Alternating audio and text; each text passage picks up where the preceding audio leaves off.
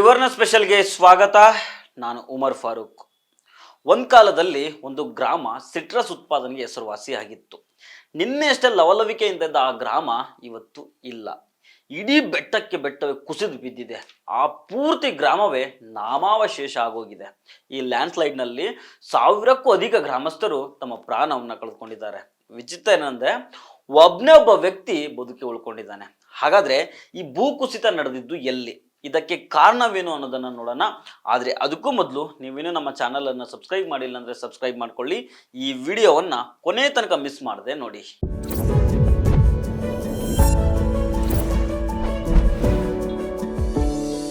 ನಿರಂತರವಾಗಿ ಮಳೆ ಸುರಿತಾ ಇದ್ದಿದ್ರಿಂದ ಇಡೀ ಬೆಟ್ಟ ಒಂದು ಗ್ರಾಮದ ಮೇಲೆ ಕುಸಿದು ಬಿದ್ದಿದೆ. ಇದರಿಂದಾಗಿ ಆ ಗ್ರಾಮದ ಸಾವಿರಕ್ಕೂ ಹೆಚ್ಚು ಜನ ತಮ್ಮ ಪ್ರಾಣವನ್ನು ಕಳ್ಕೊಂಡಿದ್ದಾರೆ. ಪವಾಡವೋ ಅದೃಷ್ಟವೋ ದುರಾದೃಷ್ಟವೋ ಈ ದುರ್ಘಟನೆಯಲ್ಲಿ ಬದುಕಿ ಉಳಿದಿದ್ದು ಒಬ್ಬನೇ ಒಬ್ಬ ವ್ಯಕ್ತಿ. ಅಂದ ಹಾಗೆ ಈ ದುರ್ಘಟನೆ ನಡೆದಿದ್ದು ಪಶ್ಚಿಮ ಸುಡಾನಿನ ಉಮೋ ಜಿಲ್ಲೆಯ ಟಾರ್ಸಿನ್ ಗ್ರಾಮದ ಮರ್ರಾ ಪರ್ವತದ ಪ್ರದೇಶದಲ್ಲಿ. ಮರ್ರಾ ಪರ್ವತ ಪ್ರದೇಶದಲ್ಲಿರೋ ಟಾರ್ಸಿನ್ ಗ್ರಾಮದಲ್ಲಿ ಸಾವಿರಾರು ಜನರು ಹಲವಾರು ವರ್ಷಗಳಿಂದ ಜೀವನವನ್ನು ನಡೆಸ್ತಾ ಇದ್ರು. ಆದರೆ ಆಗಸ್ಟ್ 31ನೇ ತಾರೀಕು ರಾತ್ರಿ ಆ ಗ್ರಾಮದ ಜನರು ಯಾರೂ ಅಂದ್ಕೊಂಡಿರಲಿಲ್ಲ ಇಂತಹ ಒಂದು ದುರ್ಘಟನೆ ನಡೆದು ಅವರೆಲ್ಲರ ಜೀವ ಹೋಗಿದೆ. ನಿರಂತರವಾಗಿ ಮಳೆ ಸುರಿದ ಪರಿಣಾಮದಿಂದಾಗಿ ಒಂದು ದೊಡ್ಡ ಬೆಟ್ಟ ಕುಸಿದು ಇಡೀ ಗ್ರಾಮದ ಮೇಲೆ ಬಿದ್ದುಬಿಟ್ಟಿದೆ. ಇದರ ಪರಿಣಾಮವಾಗಿ ಸಾವಿರಾರು ಜನರು ಪ್ರಾಣವನ್ನು ಕಳ್ಕೊಂಡಿದ್ದಾರೆ. ಜೊತೆಗೆ ಊರಲ್ಲಿದ್ದ ಎಲ್ಲ ಸಾಕು ಪ್ರಾಣಿಗಳು ಕೂಡ ಜೀವವನ್ನು ಕಳ್ಕೊಂಡಿದ್ದಾವೆ. ಈ ಸಂಬಂಧ ಮಾಹಿತಿಯನ್ನು ಕೊಟ್ಟಿರುವ ಸುಡಾನ್ ವಿಮೋಚನಾ ಸೇನೆ ದುಃಖ ಮತ್ತು ಕಳವಳವನ್ನು ವ್ಯಕ್ತಪಡಿಸಿದೆ. ಗ್ರಾಮದ ಮೇಲೆ ಇಡೀ ಬೆಟ್ಟವೇ ಕುಸಿದು ಬಿದ್ದಿದ್ರಿಂದ ಸಾವಿರಕ್ಕೂ ಹೆಚ್ಚು ಜನ ಭೂ ಸಮಾಧಿಯಾಗಿದ್ದಾರೆ. ಅದೃಷ್ಟ ಏನೋ ಒಬ್ಬ ಮಾತ್ರ ಬದುಕಿ ಉಳ್ಕೊಂಡಿದ್ದಾನೆ. ಈ ಭೂ ಸಮಾಧಿಯಾಗಿರೋ ಟಾರ್ಸಿನ್ ಗ್ರಾಮ ಒಂದು ಕಾಲದಲ್ಲಿ ಸಿಟ್ರಸ್ ಉತ್ಪಾದನೆಗೆ ಹೆಸರುವಾಸಿಯಾಗಿತ್ತು.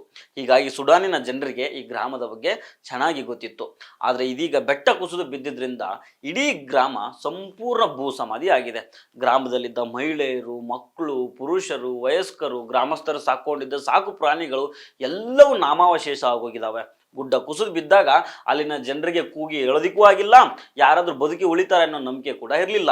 ಸದ್ಯ ಭೂ ಸಮಾಧಿಯಾಗಿರೋ ಮೃತದೇಹಗಳನ್ನು ಹೊರತೆಗೆಯೋದಕ್ಕೆ ವಿಶ್ವಸಂಸ್ಥೆ ಹಾಗೂ ಅಂತಾರಾಷ್ಟ್ರೀಯ ಸಂಸ್ಥೆಗಳಲ್ಲಿ ಸಹಾಯವನ್ನ ಕೇಳಲಾಗಿದೆ. ಇನ್ನೊಂದು ವಿಚಾರ ಏನಂತಂದ್ರೆ, ಸುಡಾನ್ ಅಂದ್ರೆ ಈ ಮೊದಲು ಬರೀ ಯುದ್ಧಗ್ರಸ್ತ ದೇಶ ಅಂತ ಹೇಳಲಾಗ್ತಾ ಇತ್ತು. ಈ ಹಿಂದೆ ವಾರ್ ನಡೆಯೋ ಟೈಮಲ್ಲಿ ಬದುಕಿ ಉಳಿದವರು ನಮಗೆ ಯಾವ ಉಸಾಬರಿಯೂ ಬೇಡ ಅಂತ ಈ ಗ್ರಾಮದಲ್ಲಿ ಬಂದು ನೆಲೆಸಿದ್ರು ಅಂತ ಹೇಳಲಾಗುತ್ತೆ. ನೈಲ್ ನದಿ ಸುಡಾನ್ಗೂ ಕನೆಕ್ಟ್ ಆಗುತ್ತೆ. ಈ ನದಿ ತೀರದಲ್ಲಿ ದ್ರಾಕ್ಷಿ, ಸ್ವೀಟ್ ಆರೆಂಜು, ನಿಂಬೆ ಸೇರಿದಂತೆ ಬೇರೆ ಬೇರೆ ಹಣ್ಣುಗಳನ್ನ ಹೇರಳವಾಗಿ ಬೆಳೀತಾರೆ. ಇಲ್ಲಿಂದ ಬೇರೆ ಬೇರೆ ದೇಶಗಳಿಗೂ ಎಕ್ಸ್ಪೋರ್ಟ್ ಕೂಡ ಮಾಡಲಾಗುತ್ತೆ. ಇರೋ ಸಂಪನ್ಮೂಲಗಳನ್ನ ಸರಿಯಾಗಿ ಬಳಸ್ಕೊಂಡಿದ್ರೆ ಈ ಸುಡಾನ್ ಯಾವತ್ತೂ ಶ್ರೀಮಂತ ದೇಶ ಆಗ್ತಾ ಇತ್ತು. ಆದರೆ ಅಲ್ಲಿ ನಡೆಯುವ ಅಂತರ್ಯುದ್ಧ, ಬಂಡುಕೋರ ಗುಂಪುಗಳ ಹಾವಳಿ, ಆಗಾಗ ಪ್ರಕೃತಿ ವಿಕೋಪಗಳು ಈ ಎಲ್ಲವೂ ಸೇರ್ಕೊಂಡು ಆ ದೇಶದ ಜನರನ್ನ ಬರ್ಬಾದ್ ಮಾಡಿಬಿಟ್ಟಿದ್ದಾವೆ. ಸೊ ಫ್ರೆಂಡ್ಸ್, ಇದು ಇವತ್ತಿನ ತ್ರಿವರ್ಣ ಸ್ಪೆಷಲ್. ಮತ್ತೆ ಭೇಟಿ ಆಗ್ತಿರೋಣ. ನಮಸ್ಕಾರ.